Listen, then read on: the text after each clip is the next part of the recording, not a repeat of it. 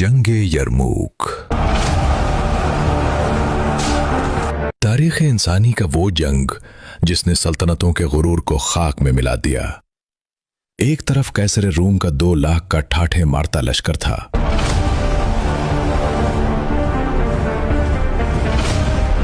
तो दूसरी तरफ सिर्फ 30,000 फाका मस्त मगर जज्बा ईमानी से लबरेज मुसलमान।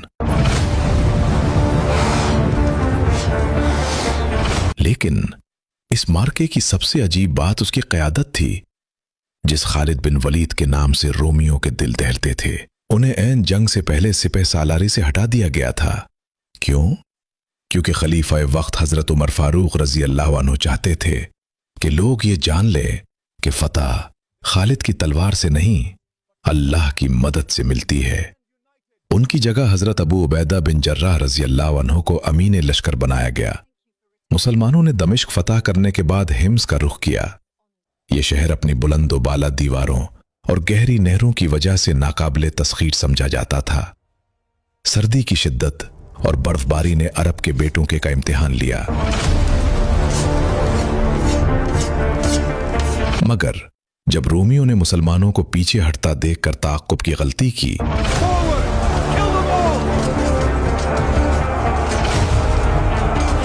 तो खालिद बिन वलीद की खुफिया हिकमत अमली ने उन्हें जाल में फंसा लिया।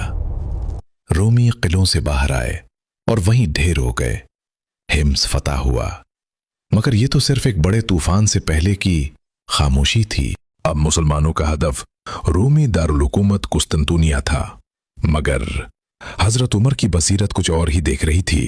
उन्होंने हुक्म दिया, रुक जाओ, अब जमीनें नहीं दिल फतह करने का वक्त है।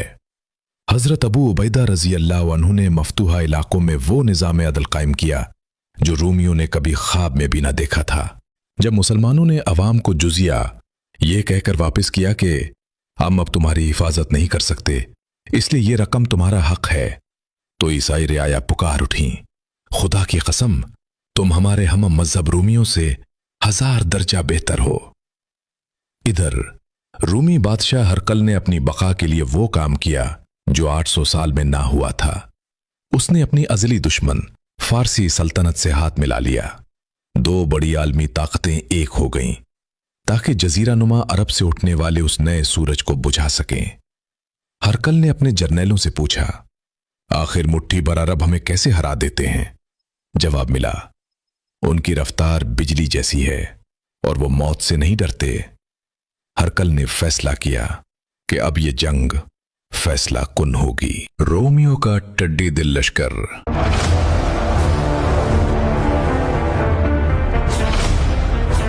सैलाब की तरह यरमूक की तरफ बढ़ रहा था।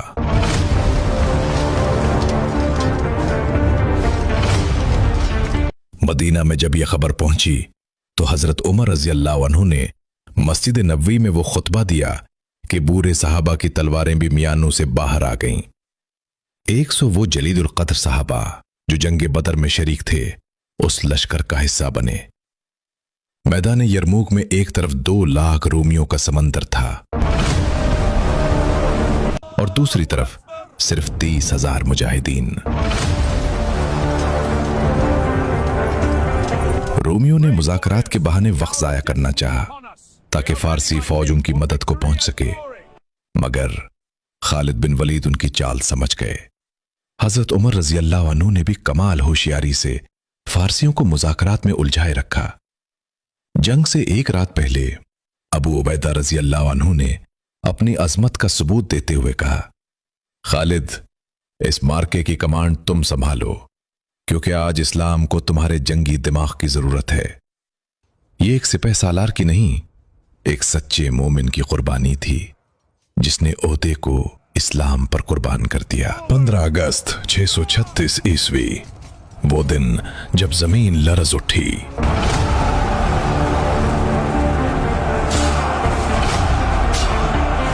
पहले 4 दिन रोमियों ने अपनी अददी बर्तरी का पूरा फायदा उठाया। चौथा दिन यौमुल उम्मा यानी आंखों का दिन कहलाया, जहां सैकड़ों मुजाहिदीन की आंखें तीरों से छुन्नी हुई मगर कदम ना उखड़े। जब रोमियों ने मुसलमानों को खेमों तक धकेल दिया तो मुस्लिम खवातीन ने तारीख रकम कर दी। خیموں کی लकड़ियों और पत्थरों से अपने ही मर्दों को ललकारा, अगर आज पीछे हटे तो हमें मरा हुआ पाओगे। इस गैरत ने मुसलमानों को फौलाद बना दिया। छठे दिन खालिद बिन वलीद ने अपना मास्टर प्लान हरकत में लाया। जब जंगे उरूज पर थी, खालिद अपने घोड़े पर अकेले एक तरफ लपके।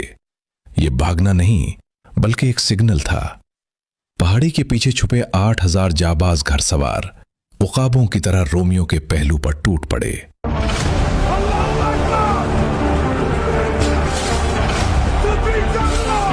रोमियों में ऐसी अफरा तफरी मची कि वो एक दूसरे को ही कुचलने लगे। जिस पल से वो फरार हो सकते थे, वहां खालिद ने पहले ही कब्जा कर रखा था।